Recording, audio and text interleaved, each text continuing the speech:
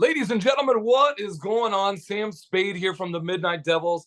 We are on the brink of oblivion. The world exclusive first review of our brand new album, aptly titled Midnight Devils #3. The album's called So Hard It Hurts.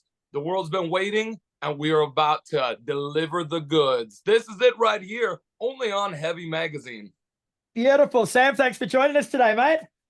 Dude, it is great to be here. Great talking with you. And the excitement, I can feel it through the phone. You know, it's like everything's coming together. The stars are lining up. The legends are being written. And we're here talking about the third album.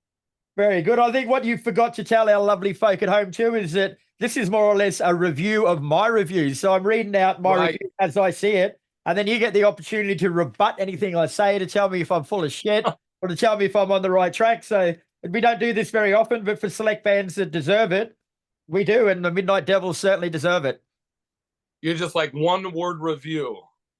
Awesome. I agree. Yeah. Game over. Thank you. Thank you. Good night. I'll be here all week.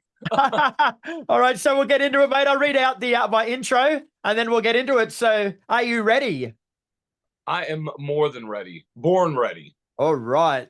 Oh, with the current sanitized state of the world where people can, without fear or shame, sit behind their computer and carry on about anything and everything, I am almost obliged to add this as a disclaimer. It is a sad and poor state of affairs, but one we shall get into at another time. But the main purpose of me bringing that to your attention is there are bound to be at least one or two of said blights on society who will have a whine about the following review of So Hard It Hurts from the Midnight Devils, based solely on the fact that I've been a close ally and friend of the band since acting as their babysitter on their debut tour to Australia last year. So to those who begin to cry foul and claim of my biased nature, the only thing I can say in advance is you obviously don't know me, because if I think something is shit, I'll say so. Doesn't matter if you're a friend, foe, or family. My honesty has got me in endless oceans of trouble, and it ain't about to shy away from the truth just yet. Now that that's out of the way, let's get to the third studio album from LA glam rock outfit, the Midnight Devils. I heard their music for the very first time live on stage and loved it, but, and here's my first moment of truth, when I listened back to them on CD, they mostly didn't have the same punch to the throat as they did live. That could be down to a number of things, such as how can you ever top a live performance of a song, or it could possibly be down to production or things like that I know next to nothing about. But for whatever reason, I'm glad I saw the boys live the first time around. I love it. You're right on the money. It's absolutely, and you're not the only one that said that. Is that the live shows did not live up to the output on the records. And so that on this record, that was the whole entire goal. Very cool. All right, now we're getting the meat and potatoes of it. So just as I'm about to hit play, something in the back of my head tells me to look up the track listing on the album. And it's lucky I did, because although they might play great music, the Midnight Devils also have a playful nature, i.e. they like to fuck with you. The songs as they have sent them to me are all jumbled all over the place. So had I written this based on listing in that order, our friends from the very first paragraph would justifiably be able to have a go at me for something. Our friendship would be over. After a quick hi-hat intro from drummer Jimmy Mess, the Devils surprised from the outset with a more rockabilly cross hoedown type style before frontman Sam Spade slides up to the microphone and fires the opening vocal volley, and we are away. This is a catchy, rollicking number that sees my foot tapping, no headbanging just yet, and my fingers bouncing on the keyboard. The chorus is highlighted by gang vocal style harmonies, but this is as cool as fuck number that might even get your grandmother horny again. It doesn't take long for Sniper to make sure we all know he's there on guitar, with an unexpected solo taking the song into a more Poison era form of rock, and from the moment he eases up, the complexion of the song alters slightly. It's now got a more arena-friendly sing-along vibe about it, but once more Sniper snatches back control by turning the track back on its head, courtesy of another delicately placed segue from Jimmy that allows the rockabilly nature to return. Next thing you know, Sam will be playing double bass. Absolutely, and you're spot on, like right on the money. And not with anything that we've done, we set out to do. Did it sound like it was a rockabilly song? That was a song that we didn't even know what we wanted to open up the album with, and that one was suggested to us because of that intro. Right. It's like it counted in 1, 2, 3, it counts the whole record in, and we start. And that the song to the hard way, it's pretty self-explanatory. Essentially what it is, what we find, you were right when you said we like to fuck with you, because a lot of the lyrics are these tongue-in-cheek, what we think are funny jokes. So to the hard way, essentially you understand what we're talking about. Yeah. Yeah. What the joke was, the whole joke was to the hard way. Rightio. And I'll tell you this a lot, and before we even go into this, 90% of the songs that we end up writing they come from real life experiences and stuff that we find hilarious while we're out on tour or on the road. So this, of course, was like one of those, well, it looks like Jimmy Mess took to the hard way last night. You know, so one of those type of jokes, and that's where the title came from. Right, well, you've actually unwittingly set yourself up for a massive fall with this next bit, mate. I'm sorry, but you've done it to yourself. So next up is the song on everyone's lips, Get Laid, which comes in on the back of a slight reverb twang before Sam fires out of the blocks with a confident statement declaring he's gonna get laid tonight. Not might or want to, but gonna. Let's see what Kerry has to say about that. When they finally realise there's work to be done first, the Devils slip back into cruise mode with what should quickly become some country's national anthem. This is a typically devilish party song with a basic but solid structure that apparently is needed for universal appeal. Sniper obviously isn't getting laid tonight because he throws in a guitar solo to get the potential victims interested, but with the irrepressive Jimmy Mess kicking back noisily behind the kit, reality must settle back in as Sniper quietly retreats back to the status quo. You are right on the money. I don't know if you read my mind when you wrote this, or we just did that good of friends and that you know how this goes down. So the story on this song was our producer Rick Browdy produced Ted Nugent, Double Live Gonzo. He did Kiss, or no, not Kiss, but Poison. Look What the Cat Dragged In. He did the first Faster Pussycat album. And so before we even started, he goes, you know, I have this song called Get Laid. What do you guys think about doing this? And I was like, I don't know. It's a little bit like it's not tongue in cheek. The joke's right there out in the open, right? And I don't know what Carrie's gonna think about this. I'm not sure. So we do the entire record in Florida. Like, we record the whole record, and the producer's like, you know, I don't hear a single yet. Would you guys be interested in doing this song? And the guys are like, Jimmy and Sniper, like, yeah, of course, let's do it. And I'm like, I just don't know. Like, I don't want to upset anybody. Yeah. Right. And so I call up Carrie and I go, you know, I don't know about this song. They want us to do this. It's the next song. What do you think? And she goes, well, are you standing there right next to all the gold records on his wall? I go, yeah, I'm standing right here. The Poison one, the Joan Jett one are right here. She's like, cool, just go ahead and sing the fucking song. We'll see how it figures out later. What a champion. And so the song came out brilliant, and it's going to be our first single. It'll be the first single. And I don't think it could be any better of a song that captures the fun of what being rock and roll, being in a band is like. And that's what we went for. Instead of doing a cover song, we did Get Laid, which was a Rick Browdy written song. And I love it. I absolutely think it's great. And when the story behind the song is very, very cool, the lyrics and everything. That's fantastic. And it's like everybody from girls, boys, anybody in between, everybody wants to get laid. And it's just perfect. It's speaking to the choir. My mum used to have the perfect joke. She'd say to me, Chris, how do you get laid? And I'm like, well, fuck, how do I answer that with my mum? And she's gone, crawl up a chook's bum and wait.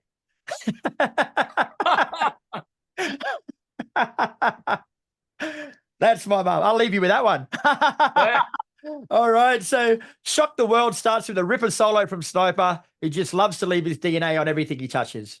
The vocals kick in with more urgency on this song, and it ups the ante considerably. Shock the World? Fuck that. They just shocked me. What doesn't shock me is Sniper saddling up for his third solo with the song, but then again, I could listen to this guy play all night. Being a massive Eddie Van Halen fan that he is, I'll give you one guess what Sniper's playing style harnesses musically, and if you said John Butler, you can go to the back of the class right now. Early pick for Best on Ground.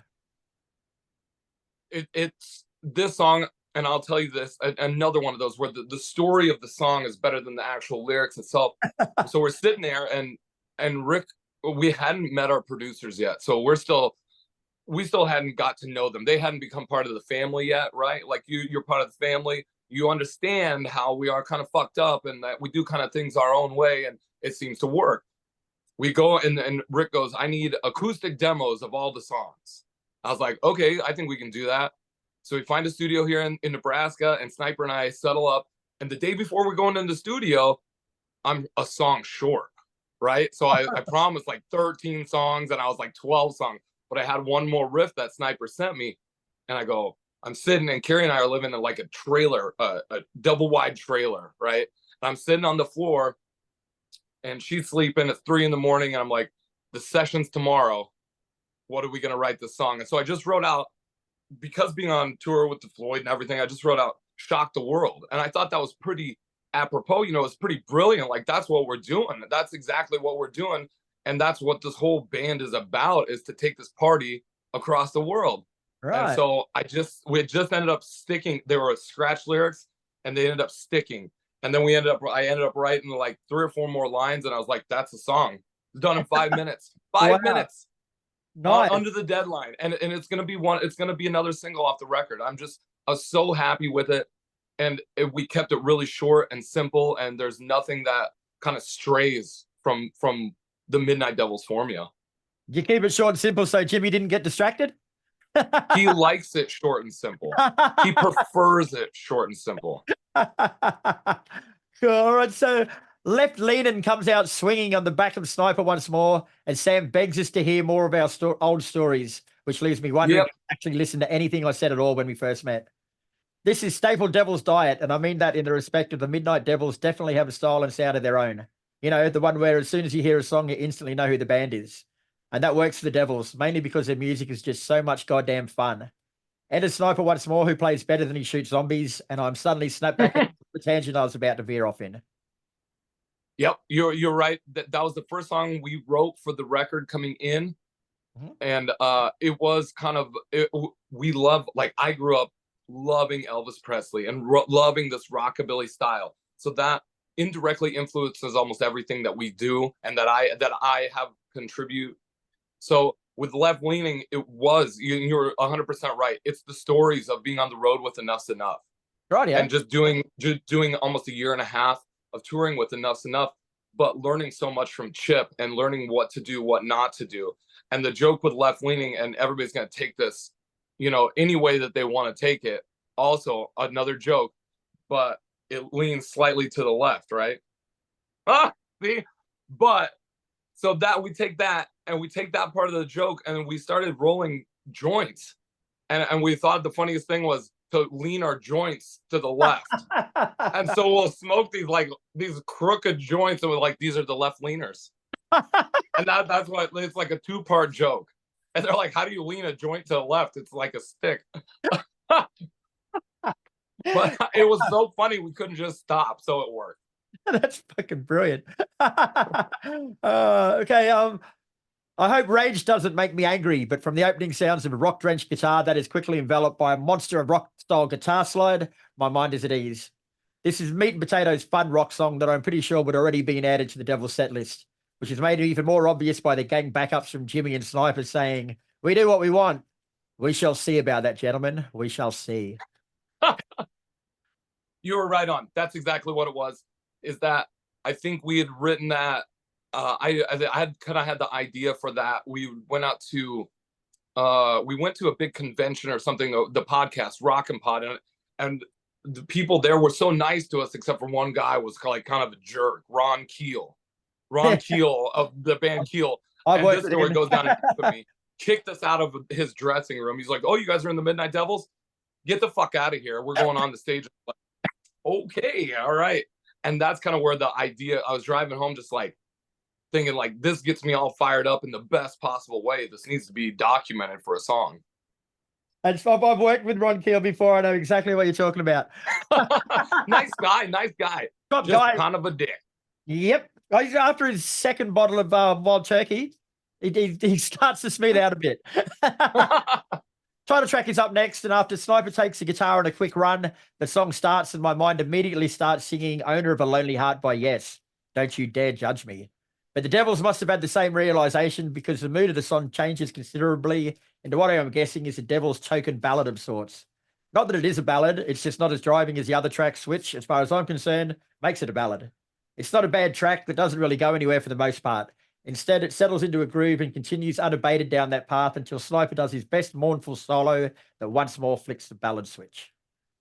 Yeah, you're right. And the funny thing is that they were looking, that song has gotten a lot of great response from everybody that's listened to it. I was thinking the same thing as you were. I go, it's kind of like a medium tempo song, like, but they wanted to open up the album with, I go, it's not hard enough, like it's not fast enough. and it wouldn't really work, but we've got such a great response that people really resonate with that song. And so I was trying to think, like, when we talked about this, like, what did we write the song about? And we always had a lot of jokes of, like, we even wrote it on a koozie, like, you're like, I definitely would. That's like a joke, it's kind of an inside joke that we had. So I wrote that. Just because you can doesn't mean you should, right? Yeah, yeah. And it kind of says it all. There's like a lot of play on words there, but I think there's one story that really gets this hammers this one home, if you will. Mm-hmm. Jimmy was living in Chicago, and he had a roommate, and this roommate was a punk rock dude that, and I don't know if he took like Viagra or something, but he got like a hard on that wouldn't go away, right? And Jimmy ended up having to help him, like, go to the hospital and everything. And so hard it hurts essentially became a very, very funny joke to us, and it became the title of the album, and became just the little play. And I was like, that's it. That's really funny. I've got to admit, I'm a little surprised there wasn't a song about fitness on the album. No, I know, right? There was one on the first record. That'll be the upcoming EP. The bonus edition. Do you do fitness? Do you do fitness? Excuse me. Okay. Which takes me back to the good old days with One More Night. This has sleaze and bourbon plastered all over it, from the mischievous strains of guitar to the stuttering drums and whiskey-drenched vocals. How is that even a thing when said vocalist doesn't even drink? This anarchic anthem from the Devils that I would bet your house on is already in the set list. Fuck me, I'm already whoa and back each time Sam barks the order. And that's the main strength of the Midnight Devils, is that they have such a great time playing music for you that it would be almost un-Australian to not jump on board. Not bad for a bunch of septic tanks. Yes, you're right. It's with that song, we have a really standing rule in this band where it's like, you just do what you do and you don't ask for permission. You say sorry. If what you do is wrong, you say sorry afterwards. But essentially, you go out. It's like, can I stand on this bar and sing the song Memphis Mile? Well, I'm not going to ask the guy that owns the bar. I'm just going to do it. And if he gets pissed, I'll say sorry later. But really, in the moment, I'm going to do it no matter what. Yeah. So that was the whole idea. Like, rather than asking for permission, I'm going to do it anyways. We'll figure out afterwards, good or bad, but I'm still going to do what I got to do. That explains a lot about why we get on so well, mate. Absolutely. Okay. There will probably be hell to pay when the boys read this, but not before I get through said track, which breathes life with a blues swagger that is cool as fuck. But Sam soon realizes he sounds nothing like Howling Wolf, and instead goes back to his snarling rock persona, which forces Jimmy and Sniper to follow. It is an odd number, but I don't mean that in a bad way. The track shifts from blues to rock to punk tinged and back again, but the strange thing is each style fits in nicely with its bastard siblings. This track wins the most likely to get laid to category, so expect Sniper to push for this one to get into the set list. I would agree. This was my all-time favorite song on this record because it's so different from what we do. And writing it, I had the best time crafting a song out of my comfort zone. And I thought, like, the lyrics weren't what they initially. It was a song called Against the Grain. And so we had it was another inside joke. And eventually Rick, the producer's like, you guys got so many jokes. You're kind of losing a crowd. Like, that's all funny to you, but the crowd doesn't know what it means. And so I was thinking, like, pushed up against the grain, like a piece of wood, or you're shaving or whatever. I thought that was funny. And he goes, no, it's got to be different. And so with this album, I really had to concentrate on writing lyrics and writing the story and telling the story that I wanted to tell with each song. With this song in particular, Rick sat me down in his office with all the gold records, and he goes, okay, we're going to rewrite this song. And I was like, my song? You're going to rewrite my song? Like, this is my baby. How dare you? And so you have to kind of, like, check your ego at the door, because he has the experience. He can see it from a different angle that I can't. Yeah. It's the beauty of having a producer. Mm-hmm. I can't see because I'm in the trees. He can see outside the forest. And he goes, let's craft this song a little bit better. We can tell the same story, but let's do it a little bit better. And the end product, I'm just so proud of it. And I'm so proud of the departure from just straight ahead rock and glam. Mm-hmm. And actually, when I was talking to Alice Cooper once, and I asked him what his top 3 commandments of metal would be, and one of them Mhm, was listen to your producer. He's there for a mhm. reason. Listen to him, and your album will be better. And you just Yep, reiterated that. yep. That's exactly what happened. And I was at the time I was appalled and I was hurt, but it worked so well. And I just had to like take a few hours to just realize that he's our George Martin. He's the fourth member of the Midnight Devils Mm-hmm. I'm just in actually, the studio. I'm giving you that perfect moment to avoid that awkward introduction. So when you play with Alice Cooper in the future, you've got an opening line now because you got something in common. You both said the same thing. Yeah, it's like Alice and I are thinking on the same wavelength. We don't know each other yet, but soon we will be best friends. When he opens for you, he will. Okay, so Devil's Unstoppable must be a warning from the boys to anyone who dares stand in the way of them and life on the road, and opens up accordingly as if to reinforce the point. It doesn't take long to hear the word party, and this is just a guess because until now this had not even occurred to me, but the word party would have to be the most used term of English in the Devil's repertoire, which tells you everything you need to know about the band.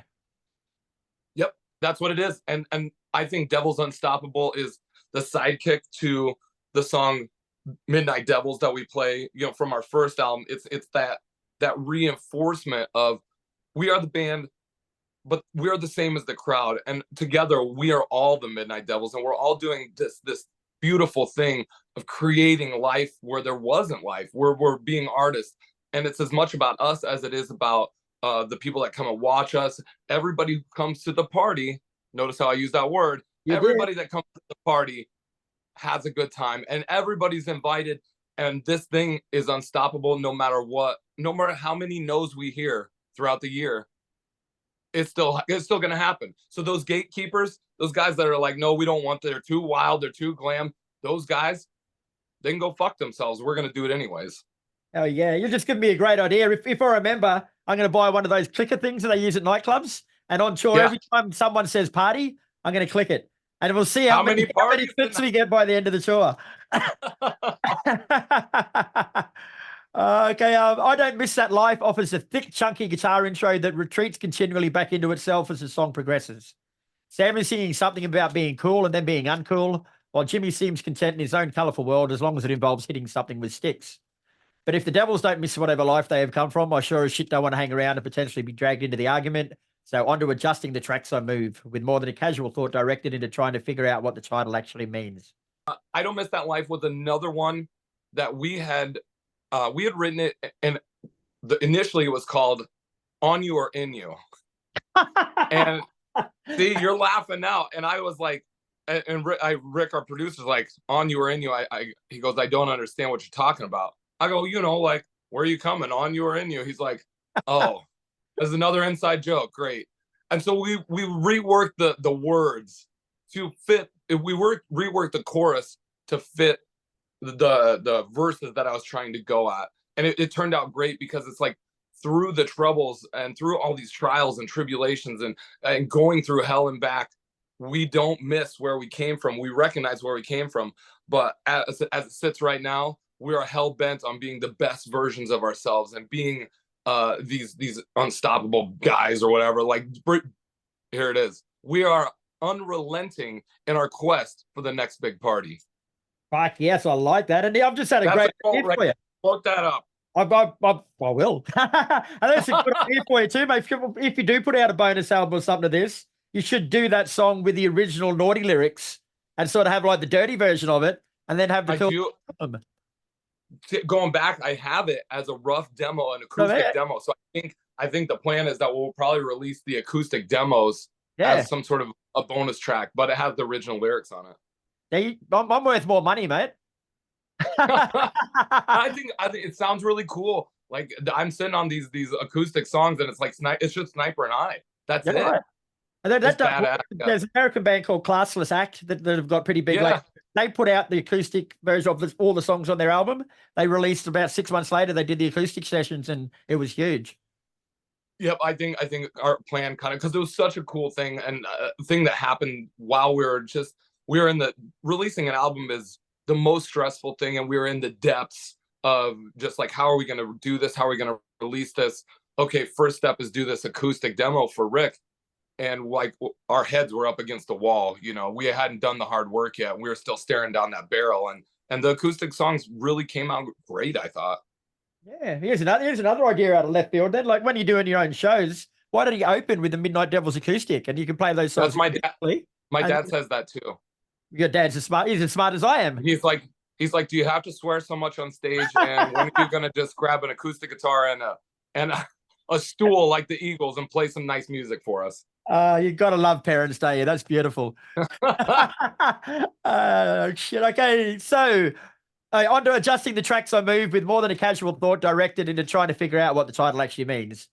A cavalcade of bass, drums, and guitar is there to greet me, but not to take me in the direction I expected. The track is lighter, if that makes sense, complete with harmonious vocals and tempered grooves.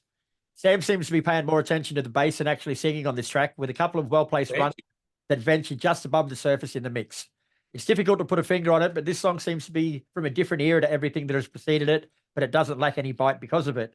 Hell, there's even a suggestive round of claps thrown in for good measure. Not that I went with them, since when have I ever done what I'm told? And then it hits me. This sounds amazingly close to Kiss. And despite what you may think, I mean that as a compliment, which still doesn't mean I'm going to play along and clap with the outro. Nice try, Butt Devils. This song was another departure. So Sniper came up with this riff and it was very Van Halen-esque, the riff. And I was like, how do I write to this? This is impossible. And then, of course, like a joke comes in my head, and it's like, is this adjusting the tracking? Rightio. See, and then I told Jimmy this. I go, Jimmy, this is the joke of the song, and I started researching like old VHS stuff, and I go, oh, we all went through this as in the '90s because we all had VHS tapes. We all had and so I started using the words that like from a VHS manual, like a cassette manual, and so I started using the words to make more jokes out of the lyrics, and that's kind of where we get it. A lot of the lyrics are true though, and a lot of the stuff that happened in it was taken from a bunch of the trips that we were on. Trips, not as in acid trips, as in trips. Well, the last one. And where's a long, strange trip. It still is. Where'd the hand clapping come from? Whose idea was that? That was Bam, one of our co-producers. So it was Rick Browdy was the producer, Cher Ross from Vixen, another producer, and then her husband Bam, who played drums in Dogs D'Amour, was the third co-producer, and he was just really good at putting all these hand claps and tambourines and auxiliary percussions in. And so I'm a huge fan of those type of moments, the hand claps, the whatever. So I'm like, this is great. Nice job seeing that, because I didn't see it initially. Sweet. And does that come out live yet? Have you got the crowd to clap along? We haven't done it live yet. No? Well, there you go. There's your challenge for Australia, mate. Yeah. I still won't clap with you, though. I ain't clapping for nobody. Okay. Sadly, we arrive at the end of the album with too much, which definitely isn't the way I'm feeling right now.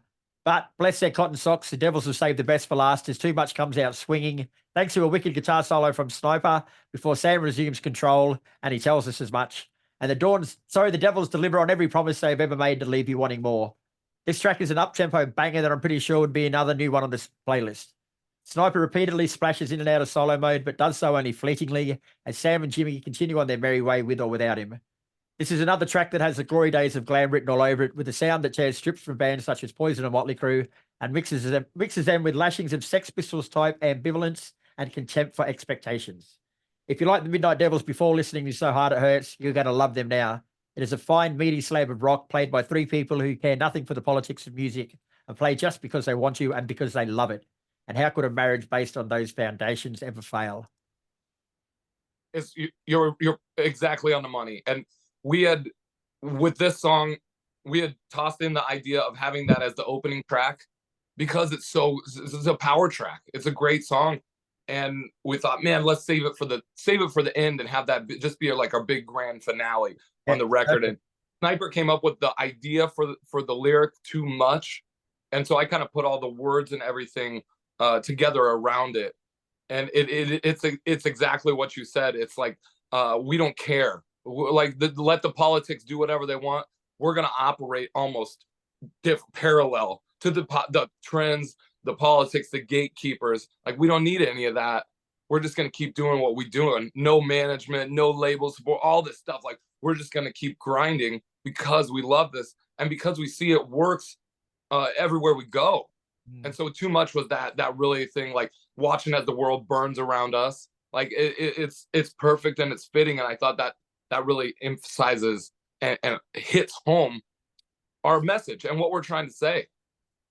Damn straight. Well, as we said before, man, this is a very rare and unique thing that we're doing. So there's going to be older fans of the bands watching this, and hopefully there's some newer fans watching as well. So what do you got to say to those guys? I'm telling you that this record is not, we did not set out to reinvent the wheel or to recreate brilliance in rock and roll or anything.